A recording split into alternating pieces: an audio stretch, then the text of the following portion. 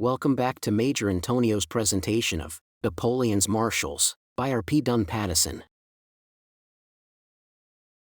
Chapter 4, Jean Baptiste Jules Bernadotte, Marshal, Prince of Ponte Corvo, King of Sweden. Gascony has ever been the mother of ambitious men, and many a ruler has she supplied to France. But in 1789, few Gascons even would have believed that ere 20 years had passed, one Gascon would be sitting on the Bourbon throne of Naples, and a second would be Crown Prince of Sweden, the adopted son of the House of VIESSE. Jean Baptiste Bernadotte, the son of a petty lawyer, was born at Pau on January 26, 1763. At the age of 17, he enlisted in the Royal Marine Regiment and passed the next 9 years of his life in garrison towns in Corsica, Dauphiné, and Provence. His first notable exploit occurred in 1788, when, as sergeant, he commanded a section of the Marines whose duty it was to maintain order at Grenoble during the troubles which preceded the outbreak of the Revolution. The story goes that Bernadotte was responsible for the first shedding of blood. One day, when the mob was threatening to get out of hand, a woman rushed out of the crowd and caught the sergeant a cuff on the face, whereon the fiery Gascon ordered his men to open fire. In a moment, the answer came in a shower of bricks. Blood had been shed, and from that moment, the people of France declared war to the death on the old regime. Impetuous, generous, warm-hearted, and ambitious, for the next 3 years, Jean Baptiste pursued a policy which is typical of his whole career. Ready when at white heat of passion to take the most extreme measures, even to fire on the crowd, in calmer moments, full of enthusiasm for the rights of man and the well-being of his fellows, spending long hours haranguing his comrades on the iniquity of kingship and the necessity of taking up arms against all of noble birth, yet standing firm by his colonel. Because in former days he had done him a kindness, and saving his officers from the mutineers who were threatening to hang them. Watching every opportunity to push his own fortunes, Bernadotte pursued his way towards success. Promotion came rapidly. Colonel in 1792, the next year General of Brigade, and a few months later General of Division, he owed his advancement to the way in which he handled his men. Naturally great, neither as tactician or as strategist, he could carry out the orders of others and, above all, impart his fiery nature to his troops. His success on the battlefield was due to his personal magnetism, whereby he inspired others with his own self-confidence. But with all this self-confidence, there was blended in his character a curious strain of hesitation. Again and again during his career, he let "I dare not" wait upon "I would." Gascon to the backbone, full of craft and wile, with an eye ever on the future, at times he allowed his restless imagination to conjure up dangers instead of forcing it to show him the means to gain his end. When offered the post of General of Brigade, and again when appointed General of Division, he refused the step because he had divined that Jacobin would persecute Girondist, that ultra-Jacobin would overthrow Jacobin, and that a reaction would sweep away the revolutionists, and he feared that the generals of the army might share the fate of those who appointed them. After his magnificent attack at Fleurus, he was at last compelled to accept promotion by Kleber, who rode up to him and cried out, "You must accept the grade of General of Brigade here on the field of battle, where you have so truly earned it. If you refuse, you are no friend of mine." Thereon, Bernadotte accepted the post, considering that he could, if necessary, prove that he had not received it as a political favor. The years 1794-6 saw Bernadotte on continuous active service with the army of the Sambre and Meuse, now in the Rhine Valley, now in the valley of the Danube. Every engagement from Fleurus to Altenkirchen added more and more to his reputation with the authorities and to his hold on the affection of his men. "He is the god of armies," cried his soldiers as they followed him into the fire-swept zone. His courage, personality, and physical beauty captivated all who approached him. Tall, erect, with masses of coal-black hair, the great hooked nose of a falcon, and dark flashing eyes indicating Moorish blood in his veins, he could crush the soul out of an incipient revolt with a torrent of cutting words, and in a moment turn the mutineers into the most loyal and devoted of soldiers. During the long revolutionary wars, he always kept before him the necessity of preparing for peace, and found time to educate himself in history and political science. It was with the reputation of being one of the best divisional officers of the army of the Sambre and Meuse and a political power of no small importance that at the end of 1796, Bernadotte was transferred with his division to the Army of Italy, commanded by Bonaparte. From their very first meeting, friction arose. They were like Caesar and Pompey. The one would have no superior, the other would endure no equal. Bonaparte already foresaw the day when France should lie at his feet. He instinctively divined in Bernadotte a possible rival. Bernadotte, accustomed to the adulation of all with whom he came in contact, felt the loss of it in his new command, where soldiers and officers alike could think and speak of nobody save the conqueror of Italy. Yet neither could afford to break with the other. Neither could as yet foretell what the future would bring forth. So amid an occasional flourish of compliments, a secret and vindictive war was waged between the two. As commander-in-chief, Bonaparte, for the time being, held the whip hand and could show his dislike by severe reprimands. Wherever your division goes, there is nothing but complaints of its want of discipline.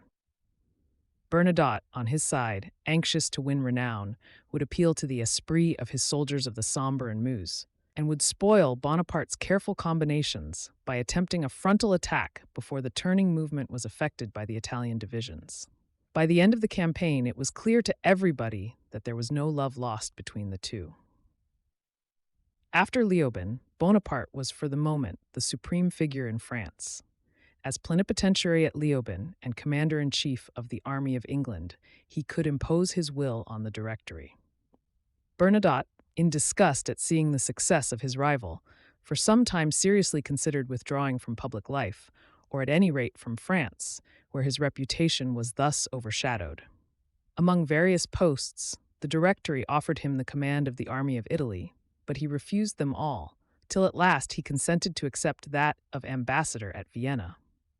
Vienna was for the time being the pole round which the whole of European politics revolved, and accordingly there was great possibility there of achieving diplomatic renown. But scarcely had the new ambassador arrived at his destination when he heard of Bonaparte's projected expedition to Egypt. He at once determined to return to France.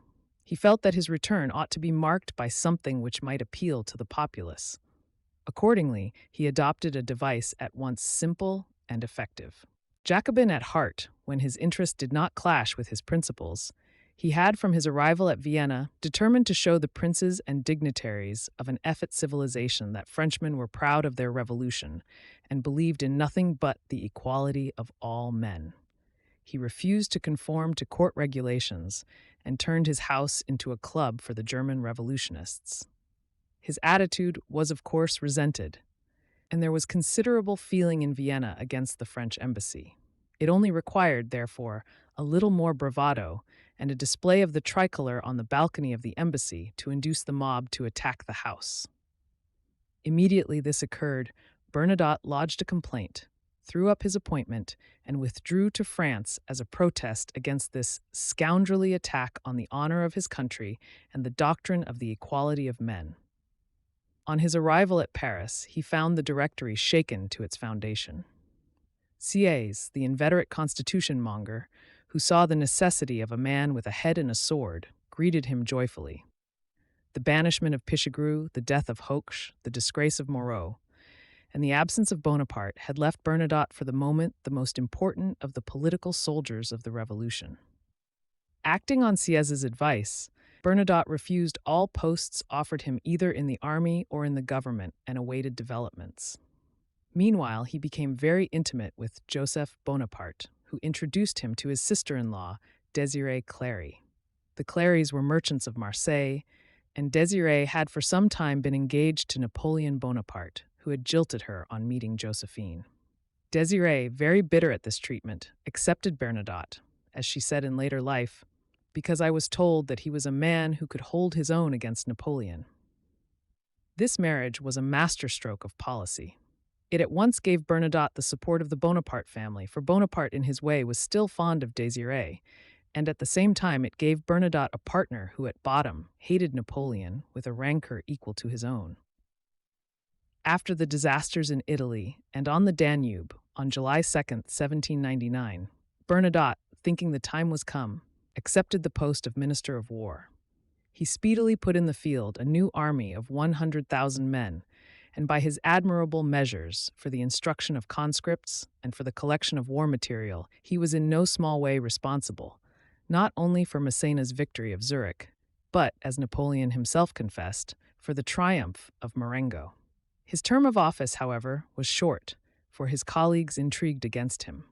Sieyès desired a man who would overthrow the Directory and establish a dictatorship. Barras was coquetting with the Bourbons. Bernadotte himself talked loudly of the safety of the Republic, but had not the courage to jump with Sieyès or to crouch with Barras. Oppressed by doubt, his imagination paralyzed his action, and his personality, which only blazed when in movement, became dull. Still trusting his reputation and thinking that he was indispensable to the Directory, he tendered his resignation, hoping thus to check the intrigues of Sieyès and Barras. To his surprise, it was at once accepted, and he found himself a mere nonentity.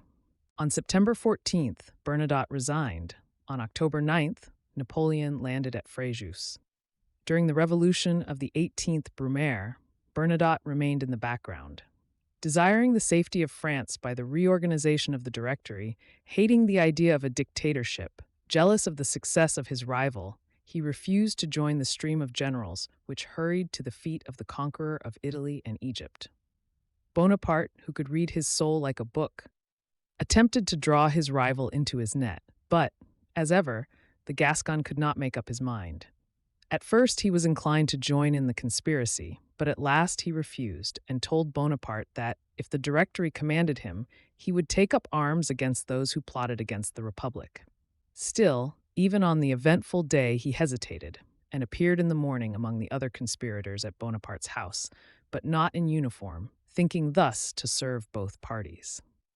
During the years which succeeded the establishment of the consulate, Bernadotte waged an unending subterranean war against Napoleon. Scarcely a year passed in which his name was not connected with some conspiracy to overthrow the first consul. Of these Napoleon was well advised, but Bernadotte was too cunning to allow himself to be compromised absolutely. However much he might sympathize with the conspirators and lend them what aid he could, he always refused to sign his name to any document. Accordingly, although on one occasion a bundle of seditious proclamations was found in the boot of his aide-de-camp's carriage, the charge could not be brought home. On another occasion, when it was proved that he had advanced 12,000 francs to the conspirator Ceracchi, he could prove that it was the price he had paid the artist for a bust.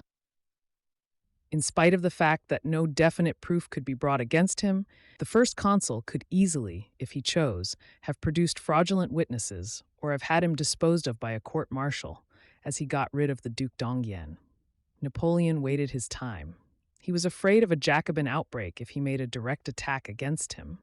Further, Bernadotte had a zealous friend and ally in Joseph Bonaparte. So when pressed to take stern measures against his enemy, Napoleon always refused to do so, partly from policy, partly because of his former love for Désirée, and partly from the horror of a scandal in his family, which might weaken his position when he seized the imperial throne. Accordingly, he attempted in every way to conciliate his rebellious subject, and at the same time to place him in positions where he could do no political harm. Together with Brune and Marmont, he made him a senator. He offered him the command of the army of Italy, and, when Bernadotte refused and demanded employment at home, he posted him to the command of the division in Brittany, with headquarters at Rennes. But the first consul found that Rennes, far off as it was too close to Paris. Accordingly, he tried to tempt his Jacobin general by important posts abroad. He proposed in succession the embassy at Constantinople, the captain generalcy at Guadeloupe, and the governorship of Louisiana, but Bernadotte refused to leave France. At last, early in 1803, Napoleon nominated him minister to the United States. 3 times the squadron of frigates got ready to accompany the new minister, but each time the minister postponed his departure. Meanwhile, war broke out with England, and Bernadotte was retained in France as general on the unattached list, owing to the efforts of Joseph. On the establishment of the empire, Napoleon included Bernadotte's name among the number of the marshals, partly to please his brother Joseph and to maintain the prestige of his family, and partly, as in the case of Auguste, MASSÉNA, and Jourdan, to win over the staunch Republicans and Jacobins to the imperial regime. For the moment, the emperor achieved his object. The ex-Jacobin, proud of his new title and luxuriating in his lately acquired estate of Grosbois, was actually grateful, but still, Gascon-like, he wanted more and complained he had not enough to maintain his proper state. Napoleon, hearing of this from Fouché, exclaimed, "Take from the public treasury enough to put this right. I want Bernadotte to be content. He is just beginning to say he is full of attachment for my person. This may attach him more." But a few days later, the marshal revealed his true feelings when, talking of Napoleon to Lucien, he said, "There will be no more glory, save in his presence, and by his side and through his means, and unfortunately all for him." Though the emperor had promoted him to honor, it was no part of his scheme to allow to remain in Paris a man who, as Talleyrand said, was capable of securing 4 cutthroats and making away with Napoleon himself if necessary, a furious beast, a grenadier capable of all and everything, a man to be kept at a distance at all cost. Accordingly, the marshal very soon found himself sent to replace Mortier in command of the Army of Hanover. For 15 months, Bernadotte administered Hanover, and the subtle courtesy he showed to friend and foe alike made him as usual the adored of all with whom he came in contact. But whatever he did, the emperor still suspected him and gave the cue to all that Bernadotte was not to be trusted and was no soldier. Napoleon always took care that Bernadotte should never have under his command French soldiers.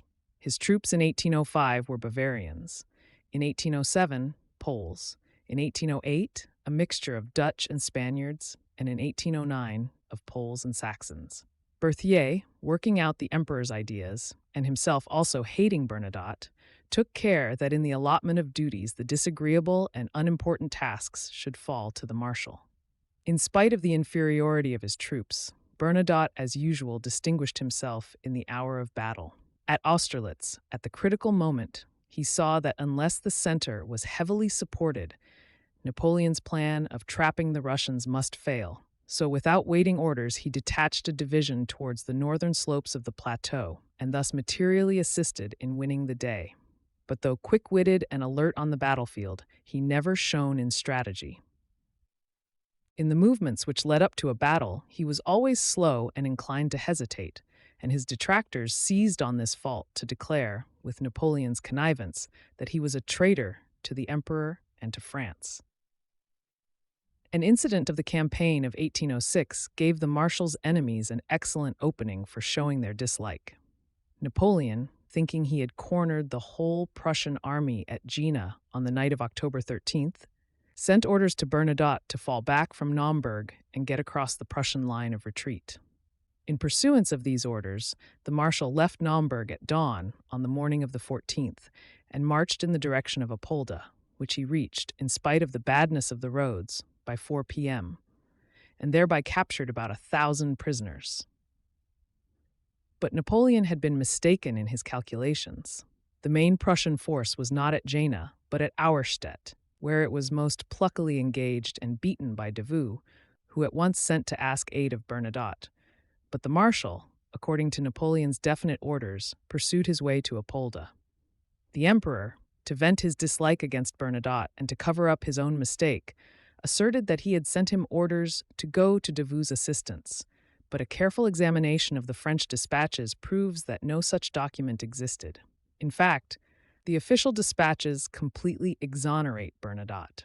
Before the campaign was finished, Napoleon had to give the marshal the praise he merited, when, aided by SOULT and MURAT, he at last forced Blücher to surrender with 25,000 men and all the Prussian artillery at Lübeck.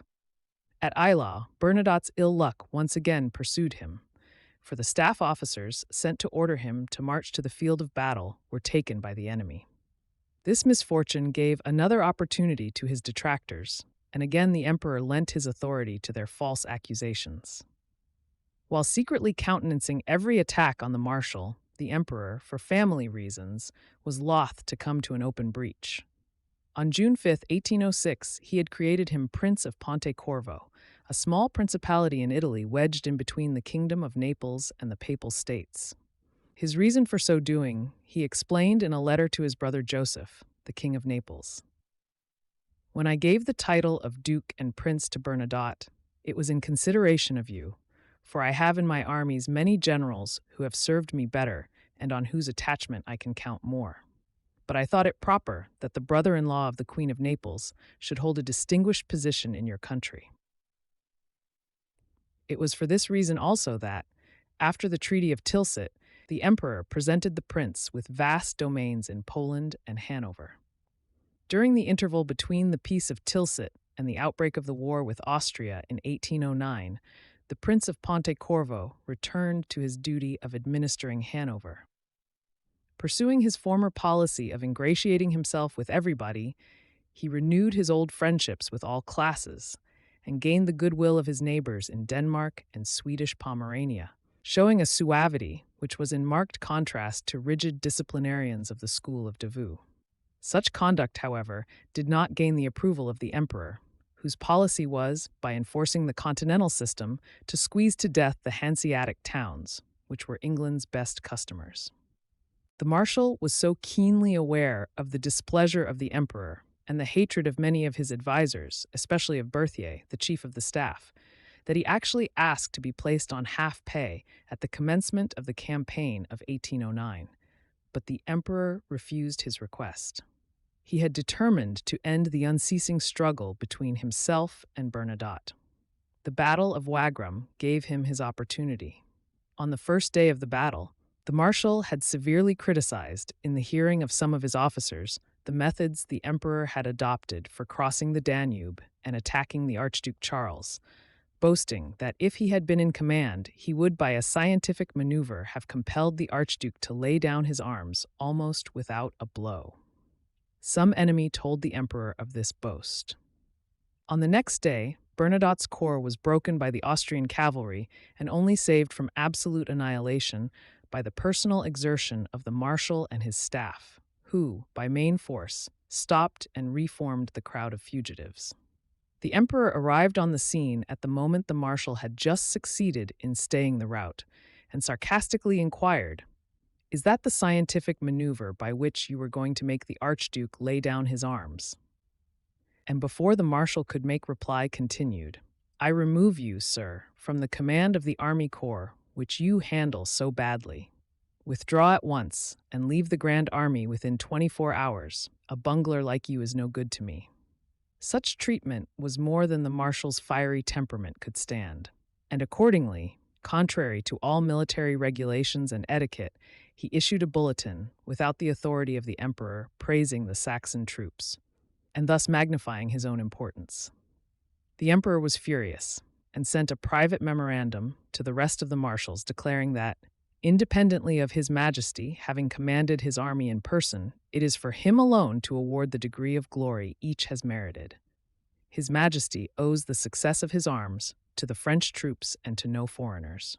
To Marshal MacDonald and his troops is due the success which the Prince of Pontecorvo takes to himself. It seemed as if Bernadotte's career was finished. The emperor found he had no longer any reason to fear him, and for the moment determined to crush him completely. So when he heard that Clark had dispatched the prince to organize the resistance to the English at Flushing, he at once superseded him by Bessières. But the prospect of an alliance by marriage with either Russia or Austria once again caused the emperor to reflect on the necessity of avoiding scandal and discord in his own family. Accordingly, he determined to try and propitiate the marshal by sending him as his envoy to Rome. To a born intriguer like Bernadotte, Rome seemed to spell absolute exile, and accordingly, in the lowest of spirits, he set about to find excuse to delay his journey, little thinking that fortune had turned and was at last about to raise him to those heights of which he had so long dreamed. Long before, in 1804, at the time of the establishment of the empire, he had secretly visited the famous fortune-teller, Mademoiselle Lenormand, who had told him that he also should be a king and reign, but his kingdom would be across the sea. His boundless ambition, stimulated by Southern superstition, had fed itself on this prophecy, even when the breach with Napoleon seemed to close the door to all hope. In May 1809, a revolution in Sweden had deposed the incapable Gustavus IV and set up as king his uncle Charles, Duke of Sudermania. The new king, Charles XIII, was old and childless. Accordingly, the question of the succession filled all men's minds. With Russia pressing in on the east and Denmark hostile on the west, it was important to find someone round whom all might rally, by preference a soldier. It was of course obvious that France, the traditional ally of Sweden, dominated Europe. Accordingly, the Swedes determined to seek their crown prince from the hands of Napoleon. Now, of all the marshals, Bernadotte had had most to do with the Swedes. At Hamburg, he had had constant questions to settle with the Pomeranians. At the time of Blücher's surrender at Lübeck, he had treated with great courtesy certain Swedish prisoners. It seemed, therefore, to the Swedish king's advisers that the Prince of Ponte Corvo, the brother-in-law of King Joseph, the hero of Austerlitz, was the most suitable candidate they could find. Napoleon, however, was furious when he heard that a deputation had arrived to offer the position of Crown Prince of Sweden to Bernadotte. Too diplomatic to refuse to allow the offer to be made, he set to work at once secretly to undermine the marshal's popularity in Sweden, and while pretending to leave the decision to Bernadotte himself, assured his friends that the marshal would never dare to accept the responsibility. But Napoleon had miscalculated. Some kind friend informed the marshal of what the emperor had said, and as Bernadotte himself admitted, it was the taunt, "He will never dare," which decided him to accept the Swedish offer. Before the crown prince-elect quitted France, the emperor attempted to place on him the condition that he should never bear arms against him. But Bernadotte, foreseeing the future, refused to give any such promise, and at last the emperor gave in with the angry words, "Go, our destinies will soon be accomplished." The crown prince took with him to Sweden his eldest son, who had curiously, by the whim of his godfather Napoleon, been named Oscar. But his wife, Désirée, could not tear herself away from Paris, where she had collected a coterie of artists and writers. Her salon was greatly frequented by restless intriguers like Talleyrand and Fouché. Woman of pleasure as she was, the gaiety of Paris was the breath of her nostrils. Accordingly, the crown princess remained behind, as it were the hostage for the prince's good behavior, but in reality a spy and secret purveyor of news hostile to Napoleon. On landing in Sweden, the crown prince took all by storm. His good looks, his affability, his great prestige, and his apparent love for his new country created an enthusiasm almost beyond belief. But while everything seemed so favorable, the crafty Gascon from the first foresaw the dangers which beset his path. Napoleon hated him. Russia looked on him with distrust and desired to absorb Sweden. England and the other powers mistrusted him as the tool of the emperor. Accordingly, the moment he landed at Gothenburg, the prince clearly defined the line he intended to pursue, exclaiming, "I refuse to be either the prefect or the custom house officer of Napoleon." This decision meant a complete reversal of Swedish foreign policy and a breach with France. Fortunately for Bernadotte, the old king, Charles XIII, was only too glad to leave everything to his adopted son. Since it was impossible to make a complete volte-face in a moment, the crown prince was content to allow the Swedes to taste to the full the misery of trying to enforce the continental system. For he knew what disastrous effect a war with England would have on Swedish trade, and he foresaw that his subjects would soon be glad to accept any policy whereby their seaborne commerce might be saved. While the Swedes were learning the folly of fighting the mistress of the sea, the crown prince had time to make his plans, so that when the moment arrived, he might step forward as the savior of the country. It was quite clear that a breach with France must mean the loss of Pomerania and all hope of regaining the lost provinces on the southern shores of the Baltic. But Bernadotte determined to find in Norway a quid pro quo for Pomerania.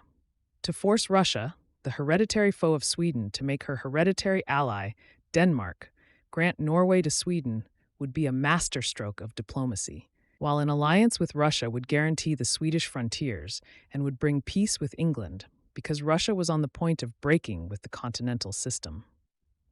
The Swedes would thus gain Norway and recover their seaborne trade, while the crown prince would be acknowledged as the legitimate heir of the royal house of VIESSE and no longer regarded as an interloper, a mere puppet of Napoleon. Success crowned the efforts of the elated Gascon.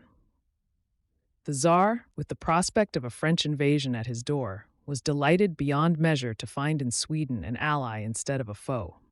In August 1812, he invited the crown prince to Russia, and the Treaty of Obo was signed, whereby Russia promised to lend her aid to Sweden to gain Norway as the price of her help against France.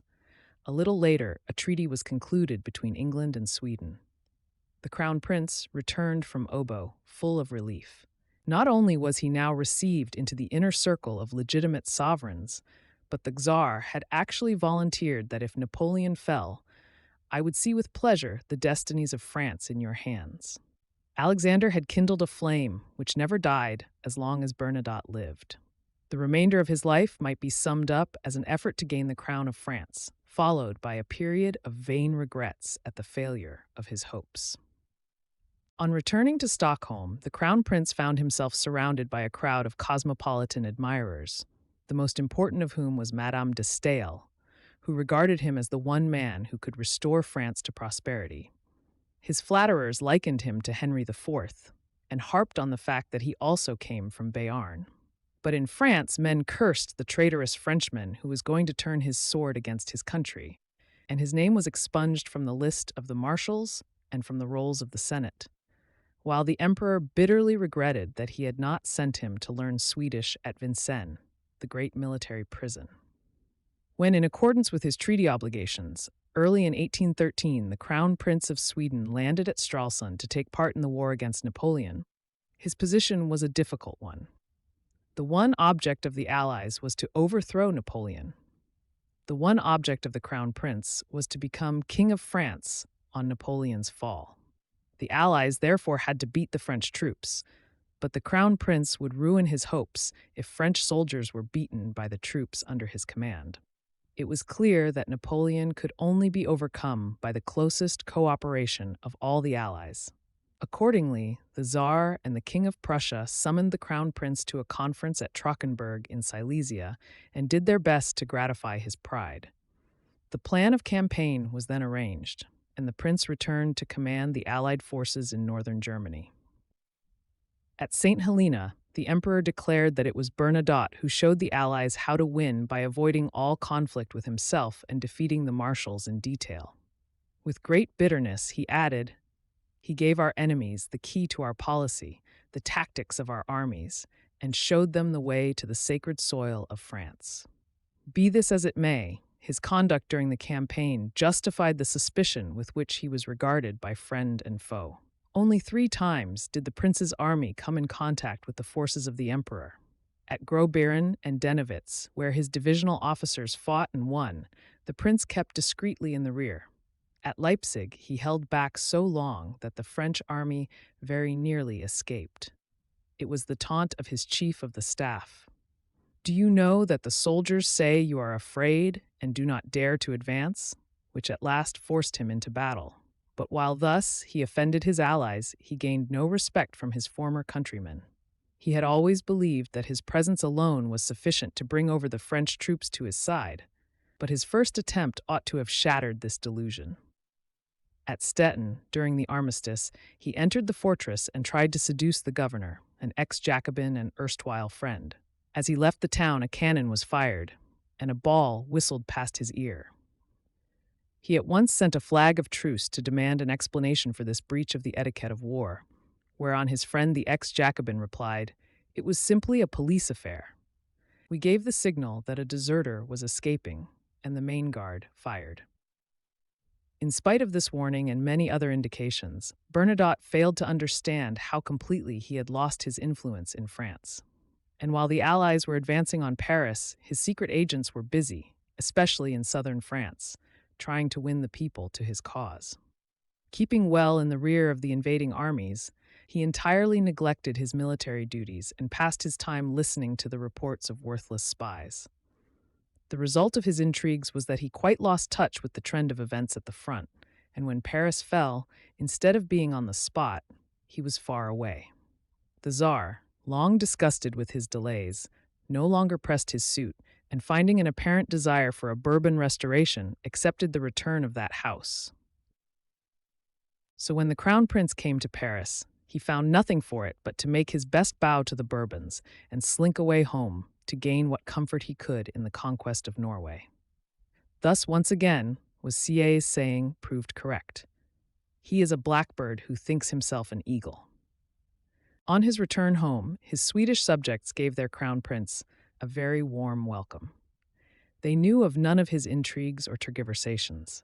They only saw in him the victorious conqueror of Napoleon, who, by his successful campaigns, was bringing peace and prosperity to Sweden, by his diplomacy had acquired Norway, and by his clever huckstering had gained 20 million francs for ceding to France the Isle of Guadeloupe, of which Sweden had never taken possession, and another 12 millions for parting with the lost Pomeranian provinces. But in spite of his popularity at home, the Crown Prince had much to make him anxious abroad.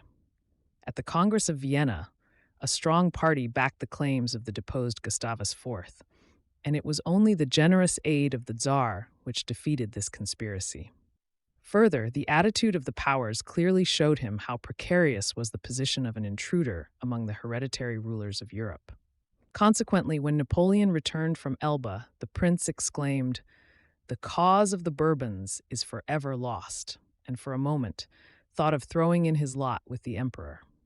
But the sudden defeat of Murat came as a warning, and he hastened to offer the aid of 26,000 troops to the Allies.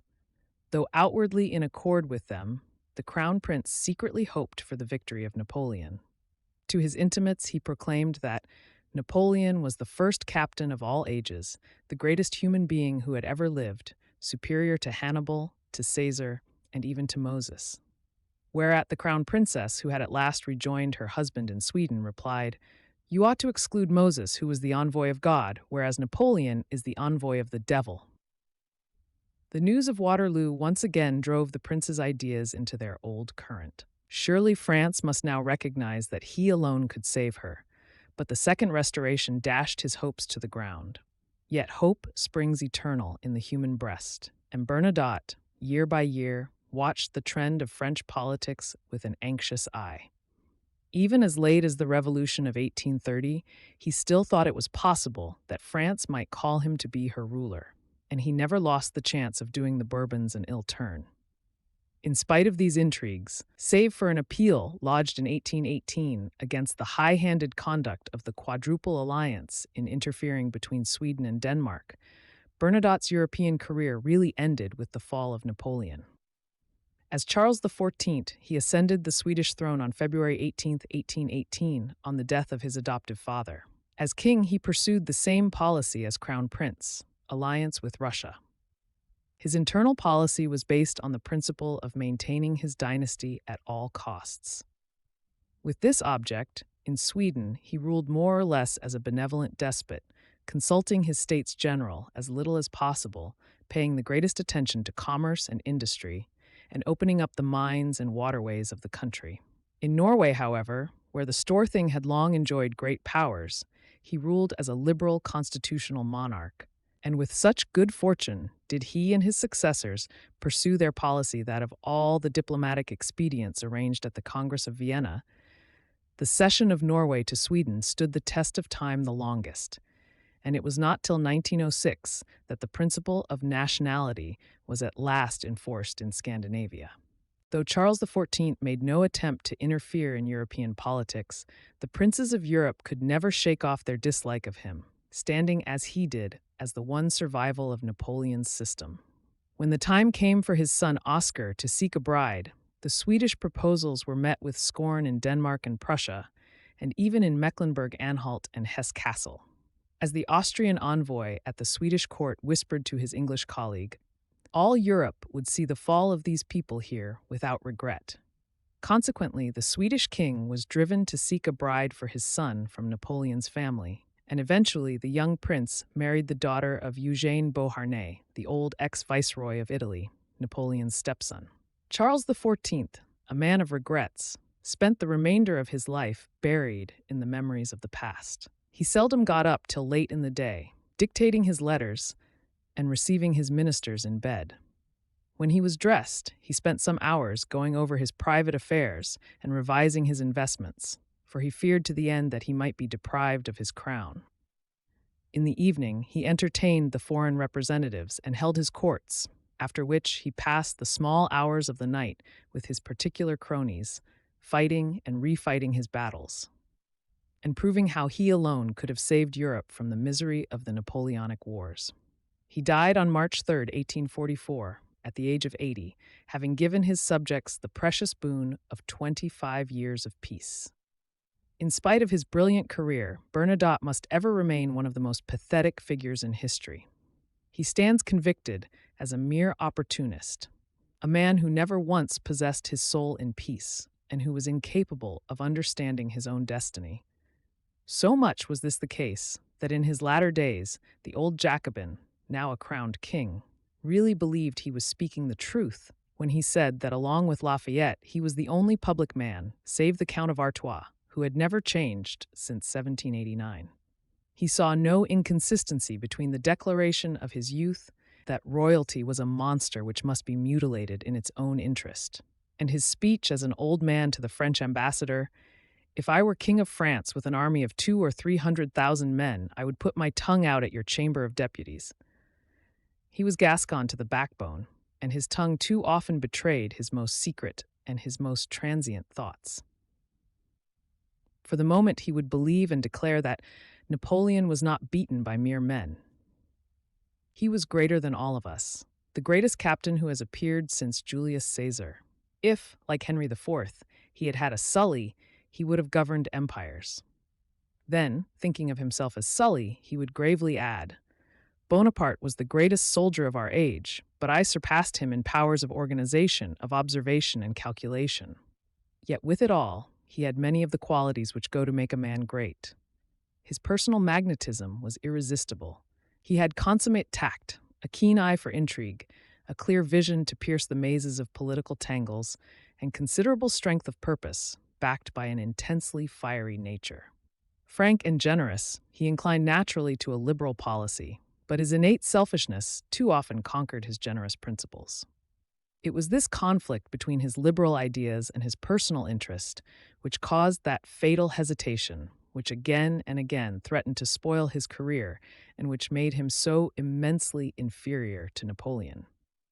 To gain his crown, he willingly threw over his religion and became a Lutheran. To keep his crown, he was ready to sacrifice his honor. As a Swedish monarch, he thought more of the interests of his dynasty than of the interests of his subjects. But he was far too wily to show this in action. Posing as a patriot king and boasting of his love for his adopted country, he ever remained at heart a Frenchman. When in 1840 the remains of the great emperor were transferred to Paris, he mournfully exclaimed to his representative, "Tell them that I, who was once a Marshal of France, am now only a King of Sweden."